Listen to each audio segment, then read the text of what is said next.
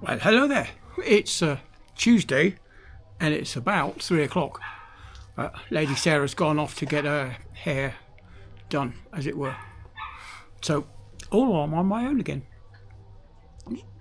It's not bad. It's not too cold out here, is it, at the moment? But, I got really angry yesterday. I got up early on a Monday morning, knowing that I had the whole day free to myself. So I got up early and I went and did my chores. I went down the tip. I went down and took my shoes in to be repaired. I went and got a second pumpkin because the first one went rotten. And what else did I do? Oh, that's right. I changed doctors. And lo and behold, when I get home, I get an email from my first doctor telling me that I'd missed an appointment in the morning on the Monday morning. Yeah, I know. I should have checked. So I went and checked all my emails. I went and checked all my text messages. I went and checked everything. No, not a word from these people. Not a single word about an appointment. Yet they blamed me for missing the appointment at 10:20 on Monday. That's not my fault. Anyway, I've changed doctors now. I'm sick to the teeth of this Marfleet's in Hull, the doctor's surgery there. It's the whole city practice, as they call themselves. Yeah, not only have they made appointments for me, but didn't tell me that they made appointments and then blamed me for not turning up. They've changed my medication without telling me. They've cancelled my medication without telling me. They refused to accept my repeat prescription list. I had to go in on several occasions and say, look, why aren't you accepting my list? You know, I'm going back to sea in a couple of days' time. I need my medication to go away to sea. So there was all that hassle trying to get the medication sorted. Then they would ignore my emails. I say, they would tell me 1 minute that they needed to see me, so I'd write back and say, okay, I'm available at this time. Nothing. Ignored completely. Second, third, fourth emails, still ignored. And you say, well, why haven't you contacted? Oh, well, we did check with the so-and-so, but but I'm the patient. You're supposed to tell me.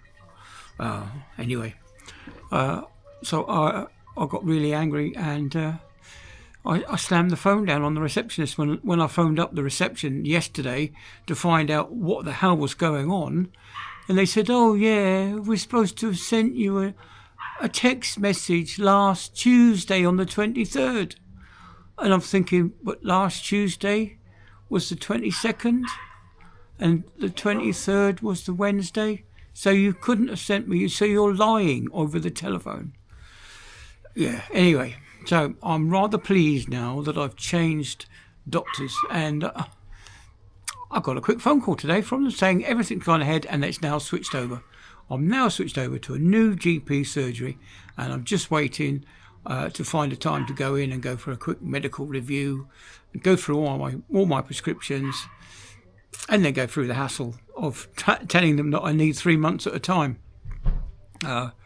Because I'm away at sea for a certain number of weeks, and they only issue prescriptions every 4 weeks.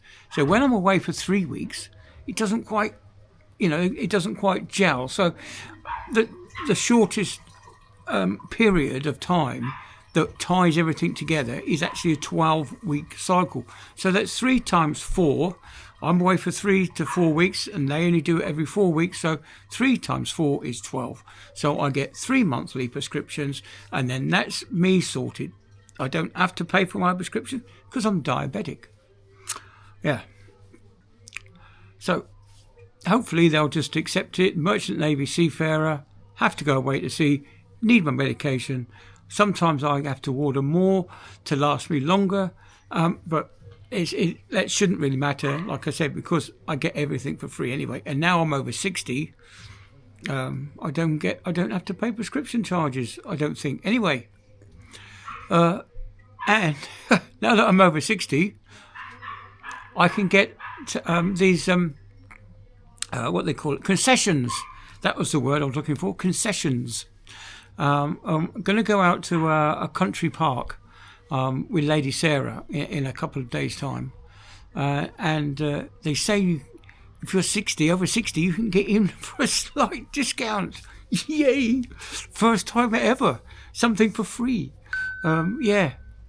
I told you I gave up my English heritage. I cancelled the direct debit straight away when I heard that they were giving out free, not discounted, not heavily discounted, cards for English heritage. No, they were giving them away for free.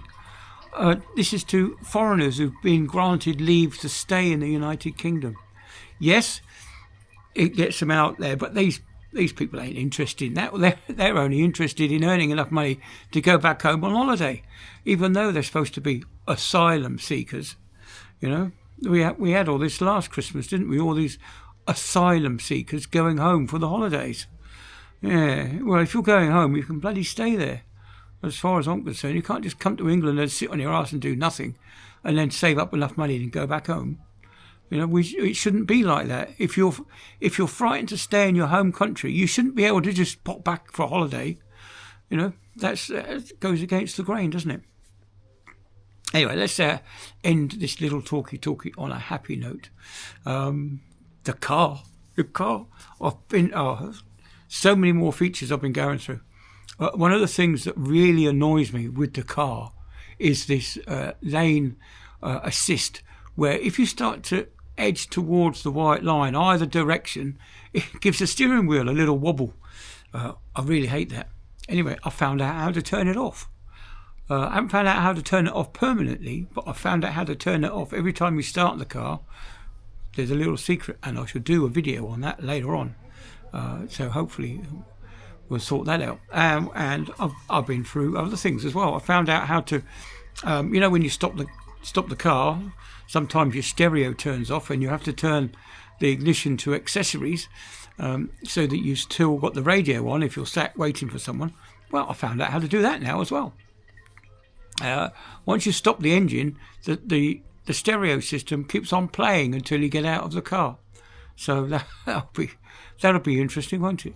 So I've tested that out today. We went out to a garden centre, and because we've got a loyalty card, and we get a free cup of coffee if we go to the garden centre. You only get 2 cups of coffee once a month, so I thought, well, we better go down there quick and get our free cup of coffee. You know, there's no point having the loyalty card.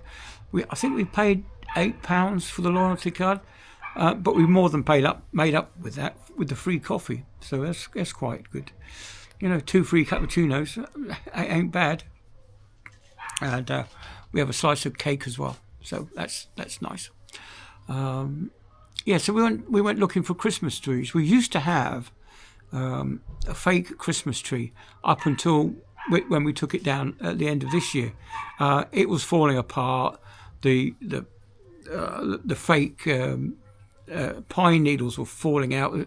It was more pine needles on the floor than were left on the tree this year. So, but we've had it for 10 years. We had it well over 10 years, 11 years I think it was. The reason that we got that particular Christmas tree was because we didn't want to upset the dog. We didn't with him bringing in strange smells, and we just got this new dog. And so anyway, we bought this fake Christmas tree and put it up in the on a small table. So now that we haven't got the dog, I'm not worried about the dog going, running up into the branches of the tree. We can now get away with a full size Christmas tree. So we've been looking at getting another fake Christmas tree. I can't see the point in buying a real pine Christmas tree only to have it sit in the garden for the next 6 months, rotting in your back garden, because they never grow, do they? Even ones with roots on, they never seem to grow. Must be too traumatised coming in and going out, I don't know. But anyway, we've never had much luck with a real Christmas tree. We did have real Christmas trees before the dog. So anyway, so last year we got rid of the Christmas tree, and the dog, as you know, the dog left us as well. He went on his merry way, as it were. The first garden centre we went into had some really nice Christmas trees. a couple of £100 for a fake Christmas tree. But cobweb flew across. Yeah, so a couple of £100 for a fake Christmas tree. That's a bit excessive, isn't it? But I suppose if you're going to spend £40 or £50 on a real Christmas tree, well, shows how much I know. I don't know about Christmas tree. I don't know how much they cost these days. How much a real one costs. The mother-in-law, she used to have Christmas trees, and I used to have to go and get it for her or with her when because I had such a big car. It would just go in the back. It would slide in between me and Sarah at the front and the mother-in-law in the back seat, and the two other seats were folded down. So that was quite different. Having a Christmas tree in the car. But anyway, so she's now got a Christmas tree that's plastic, fake, but they're beginning to look really, really, they're really real, really. It's hard to tell the difference between a fake Christmas tree and a real Christmas tree. The only thing I suppose that gives it away is the lack of pine scent in the house. That's the only thing that I would miss but you can get pine air fresheners to make pretend you've got a Christmas tree. But anyway, the first garden centre we went into had some really nice ones, and the garden centre that we went in today had some really horrid looking Christmas trees. They had 3 of these things up, and they looked so shabby. Even without the decoration, they looked shabby. So we turned around and went for a free coffee and came home. So yeah, the Lady Sarah's going to go off, and she's going to look in. There's a couple of high street shops that she goes in. The Range is that one of them. Anyway, not that I know anything about shops these days. I don't really go shopping in the shops because there's nothing that I want. And if I go down the local shop, there's nothing there that I want. I'm a gadget fan, so I like all my camera stuff.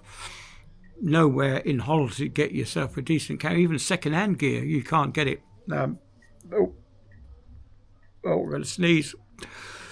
Oh, I'm sorry. I was sneezing, yawning, tired. Do apologise about that.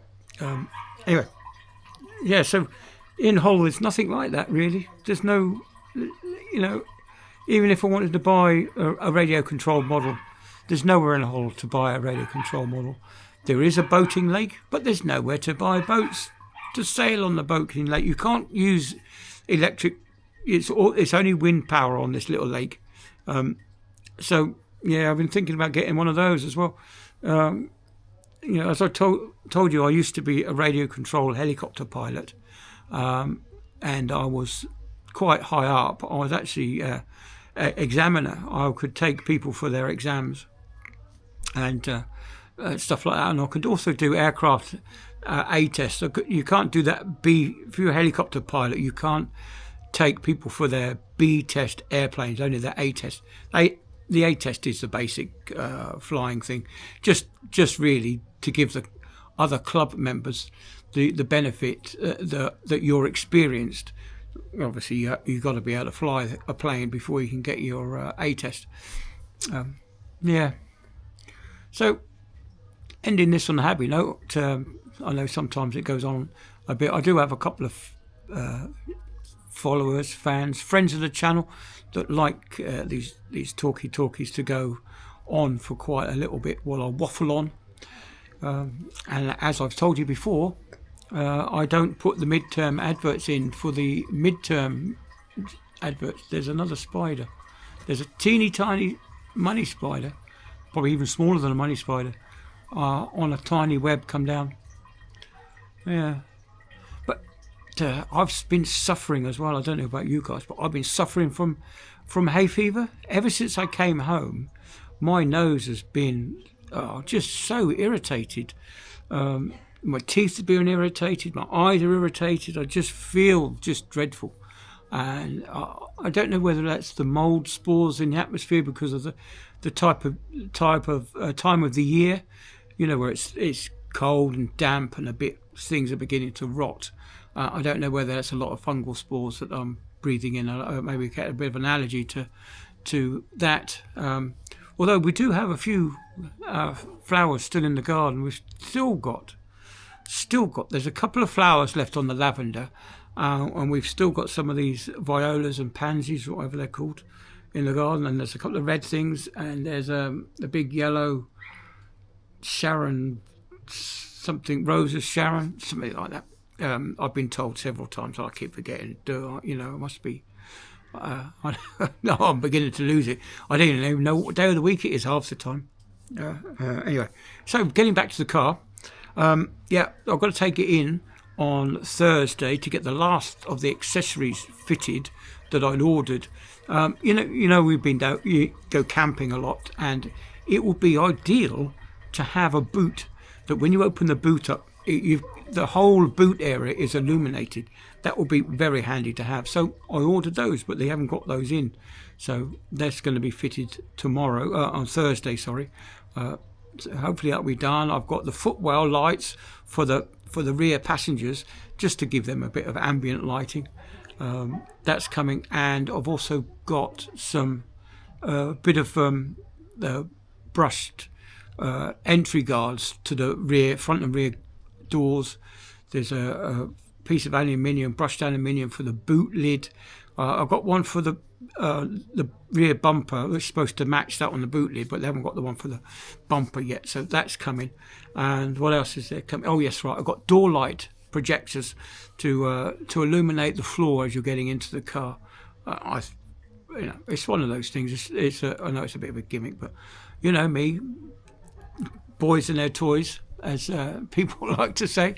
So anyway, that's what I'm doing tomorrow. On Thursday is taking the car in. Tomorrow is Wednesday. I'm going to do a chili con carne in the kitchen, so I might just do that. Is it plagiarism to do a video using a recipe book? Oh, I don't know. We'll see. Anyway, so I can do that. I can do a video of the dish that I'm going to do, the chili con carne, my version. And well, in fact, it's this cookery book that I bought when I first got married all those years ago. This was to the first ex-wife. Back down in Gosport, I did a chili con carne from a Sainsbury's recipe book, and it is to die for. It is absolutely gorgeous. It does take all day to cook, mind you. You have to put it on the stove, and you have to cook it for an incredibly long time, just to soften the meat up, I suppose. Anyway, so I'm going to do that. I'll see if I can get the cameras up and get it sorted. Anyway, I'm going to call it quits. I've been on here for absolutely ages. I don't know if you're still with me. Give it a thumbs up. Subscribe if you're new to the channel. Give it a subscribe, and then I'll see you all on the next one. You may get a chili con carne surprise tomorrow. If not, I'll do a quick video in the car as well. Anyway, I'll catch you all later. Have a nice Tuesday evening, and I'll see you Wednesday. Bye then.